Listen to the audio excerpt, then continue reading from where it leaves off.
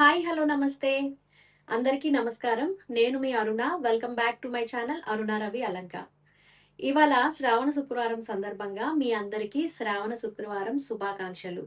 మీరు మీ కుటుంబం అష్టైశ్వర్యాలు ఆయురారోగ్యాలతో నిండు నూరేళ్లు తులతూగాలని చెప్పి మనస్ఫూర్తిగా కోరుకుంటున్నాను. ఇవాళ మనం మాట్లాడుకోబోయే బిగ్ బాస్ అగ్ని పరీక్ష సీజన్ 2 7 గురించి. నిజం చెప్పాలంటే ఈ రోజు ఎపిసోడ్ చూసిన తర్వాత నాకు వచ్చిన ఫస్ట్ ఫీలింగ్ ఏంటంటే, అసలు ఇక్కడ జడ్జిమెంట్ ఎలా జరుగుతుంది? టాస్క్లు చూస్తుంటే ఒక రకమైన ఎమోషన్, కంటెస్టెంట్లు పడుతున్న కష్టం చూస్తుంటే ఇంకో రకమైన ఎమోషన్. కానీ చివర్లో వచ్చిన సెలక్షన్ చూస్తే మాత్రం ఇదేంటి అనే ప్రశ్న చాలా గట్టిగా వస్తుంది. ఎందుకంటే ఒకవైపు కారం తింటూ నొప్పిని భరిస్తూ శరీరంపై క్లిప్పులు పెట్టించుకుంటూ ఐస్ వాటర్లో కూర్చొని పియర్సింగ్ చేయించుకొని కంటెస్టెంట్లు తమ సామర్థ్యాన్ని నిరూపించుకోవడానికి ప్రయత్నించారు. ఇంకోవైపు చివర్లో ఎవరు సెలెక్ట్ అయ్యారు, ఎవరు బయట ఉండిపోయారు అన్నది చూస్తే టాస్క్ పర్ఫార్మెన్స్ కి అసలు విలువ ఎంత అని డౌట్ వస్తుంది. అందుకే ఇవాళ నేను ఈ ఎపిసోడ్ లో కేవలం రీక్యాప్ చేయడం లేదు, ప్రతి టాస్క్ ని ఒకసారి గుర్తు చేసుకొని ఎంత మంది కష్టపడ్డారు, ఎవరు ఎక్కడ గెలిచారు, ఎవరు ఎక్కడ తప్పు చేశారు, ఎవరిలో ఎవరికి సెలక్షన్ న్యాయంగా అనిపించింది, ఎవరి సెలక్షన్ మీద ప్రశ్నలు రావాలి అన్నది పాయింట్ టు పాయింట్ మాట్లాడుకుందాం. ముఖ్యంగా చివర్లో జరిగిన నవదీప్ గారి ఫైనల్ సెలక్షన్ గురించి తప్పకుండా మాట్లాడుకోవాలి. ఎందుకంటే అక్కడే ఈ రోజు ఎపిసోడ్ మొత్తం మారిపోయింది. కాబట్టి వీడియోని చివరి వరకు చూడండి. ముందుగా మీరే ఒక ప్రశ్నకి ఆన్సర్ చెప్పండి. ఈ ఎపిసోడ్ లో మీ దృష్టిలో అత్యంత డిజర్వింగ్ ఫీమేల్ కంటెస్టెంట్ ఎవరు? సుమానా, లయానా, జోష్నానా, రుచితానా, లేక గాయత్రీనా? మీ ఆన్సర్ ని ఇప్పుడే కామెంట్ చేయండి. అలాగే ఈ వీడియో నచ్చితే లైక్ చేయండి, మన ఛానల్ ని సబ్స్క్రైబ్ చేసుకోండి. ఇక అసలు విషయంలోకి వెళ్ళిపోదాం.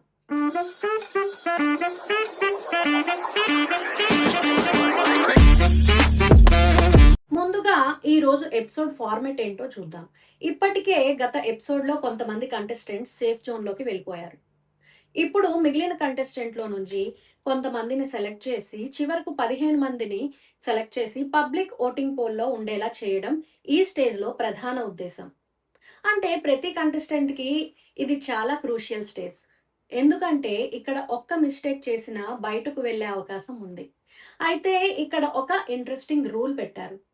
హోస్ట్ శ్రీముఖి కంటెస్టెంట్స్ కి ముందే ఒక విషయం, ఈ డేర్ టాస్క్స్ గెలిచినంత మాత్రాన సెలక్షన్ గ్యారంటీడ్ కాదు, అలాగే టాస్క్ ఓడిపోయినంత మాత్రాన ఎలిమినేషన్ కూడా కాదు. జడ్జెస్ మొదటి రోజు ఆడిషన్స్ నుంచి ఇప్పటి వరకు కంటెస్టెంట్ యొక్క overall performance, attitude, effort, emotions, dedication అన్ని కన్సిడర్ చేసి ఫైనల్ డెసిషన్ తీసుకుంటారని చెప్పారు. ఇక్కడే నాకు ఒక క్వశ్చన్ వచ్చింది. ఇది చాలా ఇంపార్టెంట్ క్వశ్చన్. ఓవరాల్ పర్ఫార్మెన్స్ అని చెప్పినప్పుడు ఆ ఓవరాల్ పర్ఫార్మెన్స్ ని నిజంగా అందరికీ ఈక్వల్లీ అప్లై చేశారా? అదే మనం ఈ ఎపిసోడ్ లో చివర్లో డిస్కస్ చేయబోతున్నాం. జడ్జెస్ గా ఉన్నారు బిందు మాధవి గారు, అభిజిత్ గారు, నవదీప్ గారు. ప్రతి ఒక్క జడ్జ్ తమ ఓన్ పర్స్పెక్టివ్ తో కంటెస్టెంట్ ని అబ్జర్వ్ చేశారు.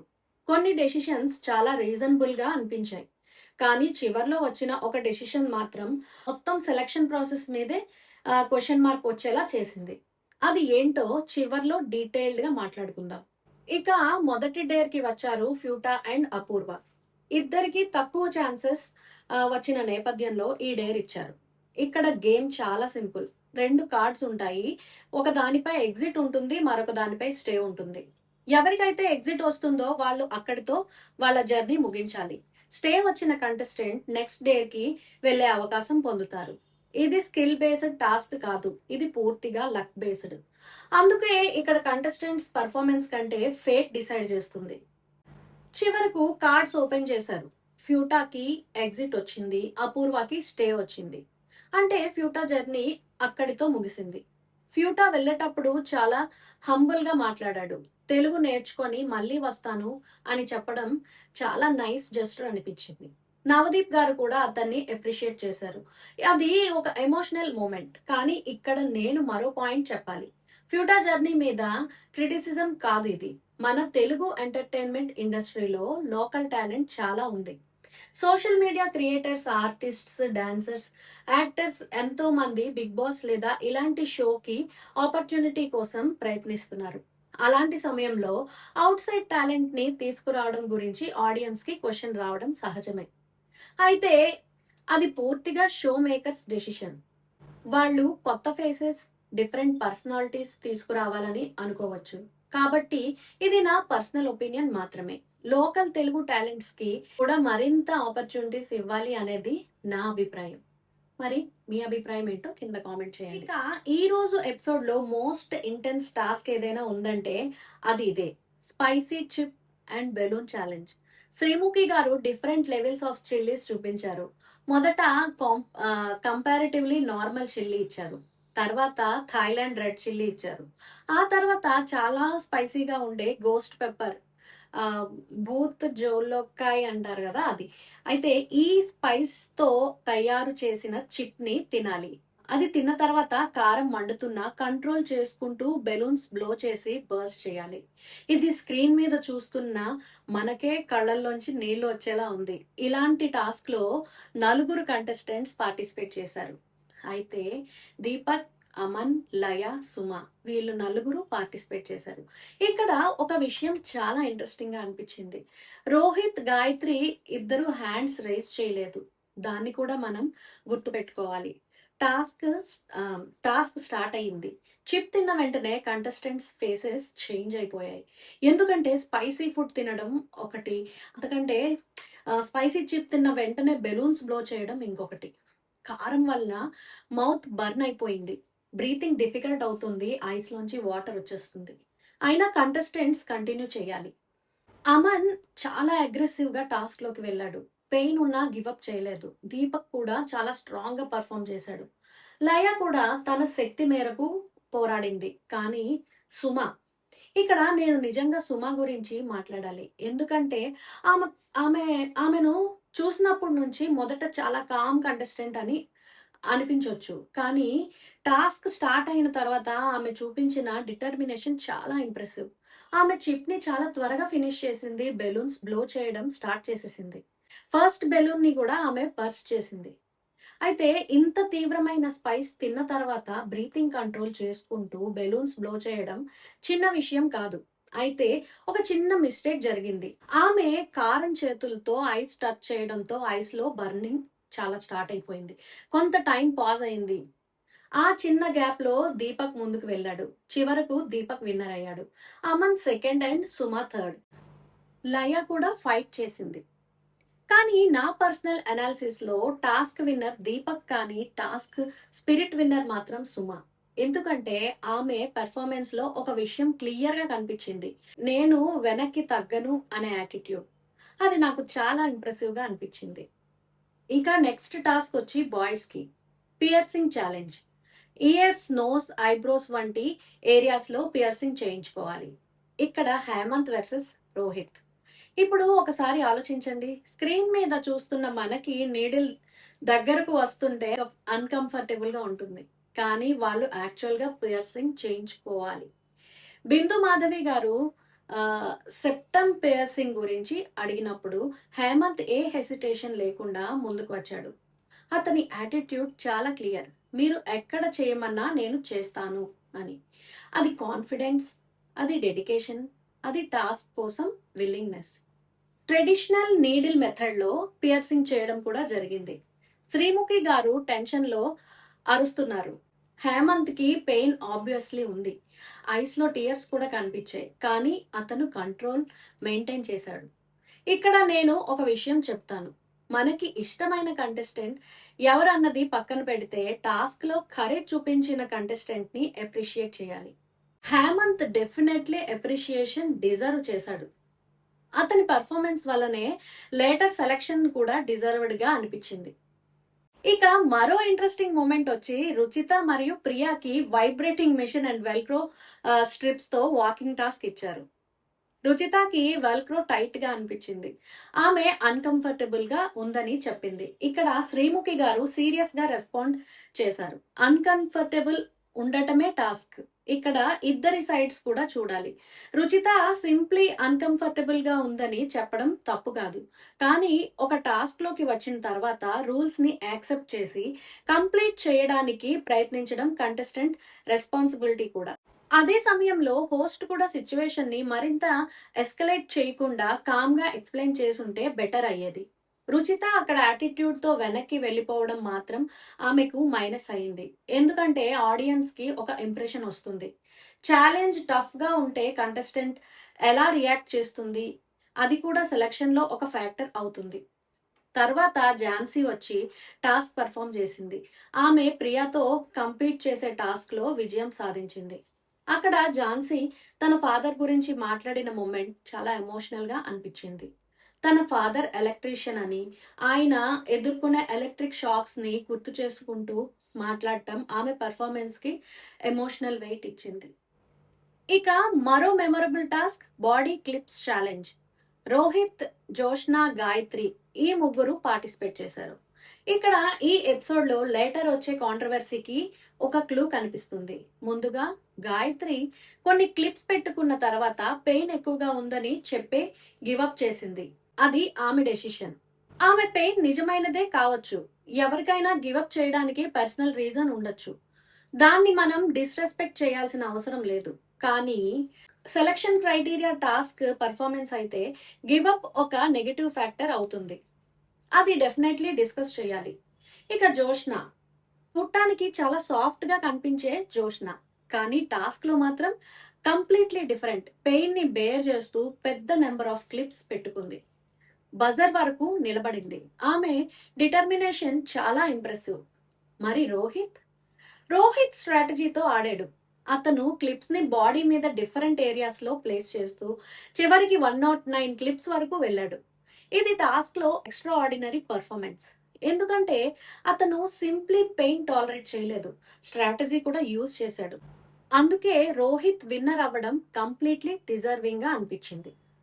ఇక Apoorva versus Ruchita. Ice water tube లో కూర్చొని ఎగ్జాక్ట్ 3 minutes కి ఎవరు దగ్గరగా టైం జడ్జ్ చేస్తారో చూడాలి. ఇది ఫిజికల్ పెయిన్ మాత్రమే కాదు, మెంటల్ కంట్రోల్ కూడా కావాలి. ఐస్ వాటర్ లో కూర్చున్నప్పుడు బాడీ న్యాచురల్ గా బయటకు రావాలని చెబుతోంది. కానీ కంటెస్టెంట్ తన మైండ్ ని కంట్రోల్ చేయాలి. ఇద్దరు చాలా పేషెన్స్ గా చేశారు. చివరికి అపూర్వ జస్ట్ ఫ్యూ సెకండ్స్ డిఫరెన్స్ తో విన్నర్ అయింది. ఇది చిన్న డిఫరెన్స్ అయినా గేమ్ లో సెకండ్స్ కూడా మ్యాటర్ అవుతాయి కదా, అదే ఈ గేమ్ ప్రూవ్ చేసింది. అపూర్వకి ఇది అనదర్ స్ట్రాంగ్ పాయింట్. ఇక ఇప్పటి వరకు టాస్క్స్ చూసాం. ఇప్పుడు అసలు ఎపిసోడ్ హార్ట్ కి వచ్చాం. Final selection. ఇక్కడే మొత్తం కాంట్రవర్సీ. జడ్జెస్ కి రిమైనింగ్ కంటెస్టెంట్స్ లో నుంచి లిమిటెడ్ నెంబర్ సెలెక్ట్ చేయాలి. ఇప్పటికే కొన్ని సెలెక్షన్స్ జరిగాయి. హేమంత్ సెలెక్ట్ అయ్యాడు, అమన్ సెలెక్ట్ అయ్యాడు, అపూర్వ సెలెక్ట్ అయింది, దీపక్, ప్రియాంక, ఝాన్సీ, రోహిత్ వీళ్ళందరూ సెలెక్ట్ అయ్యారు. ఇక్కడి వరకు చూస్తే చాలా డెసిషన్స్ ఆడియన్స్ కి లాజికల్ గానే అనిపించవచ్చు.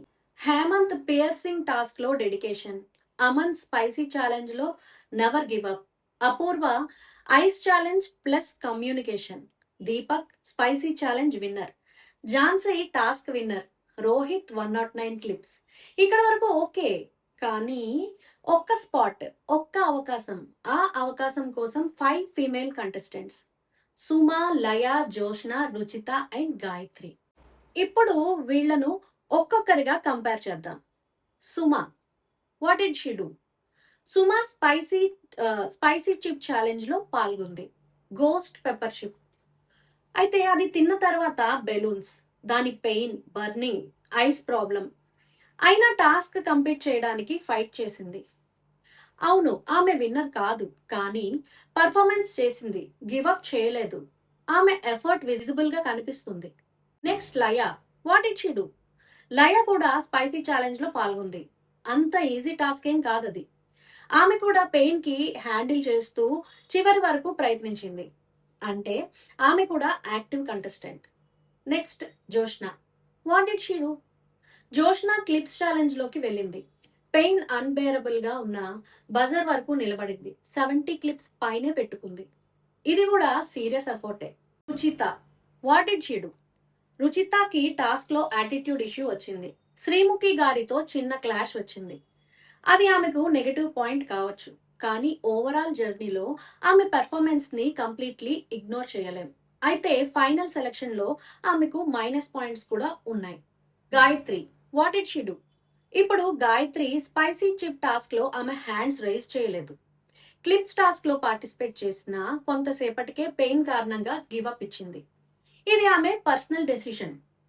పెయిన్ కి ఫేక్ అని నేను చెప్పడం లేదు. కానీ క్వశ్చన్ సెలెక్షన్ గురించి ఓవరాల్ పెర్ఫార్మెన్స్ ని కన్సిడర్ చేస్తే ఆమె కంటే మిగతా కంటెస్టెంట్స్ ఎక్కువ ఎఫర్ట్ చూపించారా? అవును, ఇక్కడే నా డౌట్. చివరకు నవదీప్ గారు డెసిషన్ తీసుకున్నారు. మిగిలిన కంటెస్టెంట్ లో నుంచి గాయత్రిని సెలెక్ట్ చేశారు. అక్కడ నాకు నిజంగా ఒక పెద్ద క్వశ్చన్ వచ్చింది. ఎందుకు, ఏ రీజన్ తో, ఏ పెర్ఫార్మెన్స్ ఆధారంగా, ఏ క్రైటీరియా ఆధారంగా? ఎందుకంటే ముందు మనకు చెప్పింది ఏంటి, ఓవరాల్ పెర్ఫార్మెన్స్ అని చెప్పారు. అయితే ఓవరాల్ పెర్ఫార్మెన్స్ లో సుమ చేసిన స్పైసీ ఛాలెంజ్ కనిపించలేదా? జోష్నా చేసిన క్లిప్స్ ఛాలెంజ్ కనిపించలేదా? లయ చేసిన ఎఫర్ట్ కనిపించలేదా? రుచిత ప్రీవియస్ పెర్ఫార్మెన్స్ కనిపించలేదా? అయితే గాయత్రిని సెలెక్ట్ చేయడానికి స్పెసిఫిక్ రీజన్ ఏంటి? ఇది నేను వ్యక్తిగతంగా గాయత్రి మీద అటాక్ చేయడానికి చెప్పడం లేదు. ఇలా చాలా ఇంపార్టెంట్ డిఫరెన్స్, గాయత్రి తప్పు చేసింది అని నేను చెప్పడం లేదు. ఆమెకు సెలక్షన్ వచ్చినందుకు ఆమెను బ్లేమ్ చేయాల్సిన అవసరం లేదు. ఎందుకంటే ఫైనల్ డెసిషన్ జడ్జిది. కానీ సెలక్షన్ క్రైటీరియా మీద ప్రశ్న అడగడం మాత్రం ఆడియన్స్ హక్కు. అది మనం చెయ్యాలి. నన్ను అడిగితే ఈ ఎపిసోడ్ లో ఫిమేల్ కంటెస్టెంట్ పెర్ఫార్మెన్స్ ఆధారంగా నా ప్రియారిటీ వచ్చి ఇలా ఉంటుంది: సుమ, లయ, జోష్న, రుచిత అండ్ గాయత్రి. ఇది నా పర్సనల్ ర్యాంకింగ్. మీ ర్యాంకింగ్ వేరుగా ఉండొచ్చు. మీరు గాయత్రి డిజర్వ్ చేసింది అనుకోవచ్చు. అది నాకు కూడా మీ ఒపీనియన్. కానీ నేను సుమాకి ఫస్ట్ ప్రిఫరెన్స్ ఎందుకు ఇస్తున్నాను అంటే ఆమె ఛాలెంజ్ లో గివప్ మెంటాలిటీ చూపించలేదు. అదే నాకు చాలా ఇంపార్టెంట్. ఇక్కడ ఒక బిగ్గర్ క్వశ్చన్. ఒక రియాలిటీ షోలో కంటెస్టెంట్స్ కి డిఫికల్ట్ టాస్క్స్ ఇస్తారు. ఎందుకు? వాళ్ళ పర్సనాలిటీ తెలుసుకోవడానికి. వాళ్ళు ప్రెషర్ లో ఎలా బిహేవ్ చేస్తారు, పెయిన్ ని ఎలా హ్యాండిల్ చేస్తారు, ఫెయిల్యూర్ వచ్చినప్పుడు ఎలా రియాక్ట్ చేస్తారు, ఆపర్చునిటీ వచ్చినప్పుడు ముందుకు వస్తారా, ఇవన్నీ జడ్జ్ చేయడానికి. అప్పుడు కంటెస్టెంట్ రిపీటెడ్లీ ఛాలెంజెస్ అవాయిడ్ చేస్తే, మరో కంటెస్టెంట్ ఛాలెంజెస్ యాక్సెప్ట్ చేసి ఫైట్ చేస్తే ఎవరికైనా సెలక్షన్ లో అడ్వాంటేజ్ రావాలి కదా. అందుకే ఈ ఎపిసోడ్ నాకు ఒక కాంట్రడిక్షన్ లా అనిపించింది. టాస్క్స్ ఆర్ ఇంపార్టెంట్ కాదు, కానీ ఓవరాల్ పెర్ఫార్మెన్స్ ఇంపార్టెంట్ అన్నట్లు కనిపించింది. అయితే ఓవరాల్ పెర్ఫార్మెన్స్ కి వెయిటేజ్ ఎలా ఇచ్చారు అది ఆడియన్స్ కి ఎక్స్ప్లెయిన్ చేస్తే కాంట్రవర్సీ చాలా వరకు క్లియర్ అయిపోతుంది. ఇప్పుడు నేను డైరెక్ట్ గా చెబుతాను, నవదీప్ గారి మీద పర్సనల్ హేట్రెడ్ ఏమీ లేదు. ఆయన జడ్జి గా తన పర్స్పెక్టివ్ తో డెసిషన్ తీసుకున్నారు. అది ఆయన అథారిటీ. కానీ ఆ డెసిషన్ ని నేను అగ్రీ చేయలేదు. నా దృష్టిలో సుమా ఆర్ లయ ఆర్ జోష్న నుంచి ఒకరు సెలెక్ట్ చేస్తే మచ్ మోర్ లాజికల్ గా అనిపించేది. గాయత్రి సెలెక్షన్ నాకు సర్ప్రైజ్. ఇది నా ఒపీనియన్. మీకు వేరే ఒపీనియన్ ఉండొచ్చు. అందుకే కామెంట్ సెషన్ లో ఫైట్ చేయడం కాదు, మీ రీజనింగ్ చెప్పండి. మీరు గాయత్రికి సపోర్ట్ చేస్తే ఎందుకు సపోర్ట్ చేస్తున్నారో చెప్పండి. సుమాకి సపోర్ట్ చేస్తే ఎందుకు డిజర్వ్ చేస్తుందో చెప్పండి. అదే హెల్దీ డిస్కషన్. ఇప్పుడు నా ఎపిసోడ్ 7 హీరోస్ లిస్ట్. హేమంత్, అతను పెయిన్ ని ఫేస్ చేసి పియర్సింగ్ టాస్క్ కంప్లీట్ చేశాడు. Rohit 109 clips, strategy plus endurance. Suma, ghost pepper challenge లో డిటర్మినేషన్. జోష్న, పెయిన్ ఉన్న బజర్ వరకు నిలబడ్డం. ఈ నలుగురి పెర్ఫార్మెన్సెస్ నాకు పర్సనలీ మెమరబుల్. దీపక్ కూడా definitely deserves credit because he won the spicy challenge. Aman కూడా స్ట్రాంగ్ ఎఫర్ట్ చేశాడు. అపూర్వ కూడా ఐస్ టాస్క్ లో మంచి పెర్ఫార్మెన్స్ ఇచ్చింది. అంటే ఈ ఎపిసోడ్ లో డిజర్వింగ్ పెర్ఫార్మెన్సెస్ చాలా ఉన్నాయి. అందుకే ఫైనల్ సెలెక్షన్ పై ఎక్స్పెక్టేషన్స్ కూడా ఎక్కువయ్యాయి. ఇప్పుడు మొత్తం ఎపిసోడ్ 7 ని ఒక్క మాటలో చెప్పాలంటే టాస్క్స్ మాత్రం ఇంటెన్స్, కంటెస్టెంట్స్ ఎఫర్ట్ మాత్రం ఇంప్రెసివ్. కానీ ఫైనల్ సెలెక్షన్ మాత్రం క్వశ్చన్స్ రైజ్ చేసింది. Hemanth deserving, Rohit deserving, Deepak deserving, Aman deserving, Apoorva deserving, Jhansi deserving. కానీ చివరి ఫీమేల్ స్పాట్లో నా చాయిస్ సుమ. ఆ తర్వాత లయ, ఆ తర్వాత జోష్న, ఆ తర్వాత రుచిత, ఆ తర్వాత గాయత్రి. మళ్ళీ చెప్తున్నాను, ఇది నా పర్సనల్ ర్యాంకింగ్. మీ ర్యాంకింగ్ మీది. ఇప్పుడు అసలు డెసిషన్ మీ చేతుల్లో ఉంది. కామెంట్ సెక్షన్లో నాకు 3 ఆన్సర్స్ కావాలి. క్వశ్చన్ నెంబర్ 1, నవదీప్ గారు గాయత్రిని సెలెక్ట్ చేయడం కరెక్ట్ అనిపించిందా? క్వశ్చన్ నెంబర్ 2, సుమ, లయ, జోష్న, రుచిత, గాయత్రిలలో ఎవరు ఎక్కువ డిజర్వింగ్? క్వశ్చన్ నెంబర్ 3, మీకు అవకాశం ఉంటే ఫైనల్ స్పాట్ కోసం ఎవరిని సెలెక్ట్ చేస్తారు? మీ ఆన్సర్ ఒక్క పేరుతో కూడా పెట్టొచ్చు, లేకపోతే సుమ, లాస్య, జోష్న, రుచిత, గాయత్రి. కానీ ఎందుకు అనేది ఒక్క లైన్లో చెప్పండి. ఎందుకంటే మీ కామెంట్స్ ఆధారంగా నెక్స్ట్ వీడియోలో మనం పబ్లిక్ ఒపీనియన్ అనాలిసిస్ కూడా చేద్దాం. ఇక ఫ్రెండ్స్, ఇవాల్టి ఎపిసోడ్ 7 రివ్యూలో నేను చెప్పాల్సిన ప్రతి ముఖ్యమైన పాయింట్ మీతో షేర్ చేశాను. ఈ ఎపిసోడ్లో నాకు పర్సనల్లీ బిగ్గెస్ట్ డిసప్పాయింట్మెంట్ ఏంటంటే, కష్టపడి టాస్క్ ఆడిన కంటెస్టెంట్లో ఒకరిని ఫైనల్ ఆపర్చునిటీ రాకపోవడం. రియాలిటీ షోలో రిజల్ట్స్ మనకు నచ్చకపోవచ్చు, జడ్జెస్ డెసిషన్తో మనం అగ్రీ కాకపోవచ్చు, కానీ మనం ఆడియన్స్గా క్వశ్చన్ చేయొచ్చు. అదే ఈ రివ్యూ ఉద్దేశం. ఎవరిని పర్సనల్లీ టార్గెట్ చేయడం కాదు, కంటెస్టెంట్స్ అందరికీ రెస్పెక్ట్ ఇస్తూనే పర్ఫార్మెన్స్ ఆధారంగా నా ఒపీనియన్ చెప్పడం. ఈ రోజు నా సైడ్ నుంచి clear verdict. Episode 7 real heroes Hemanth, Rohit, Suma and Joshna. Best task winner Deepak, best debate Gayathri. ఇలా సెలెక్ట్ చేశాను.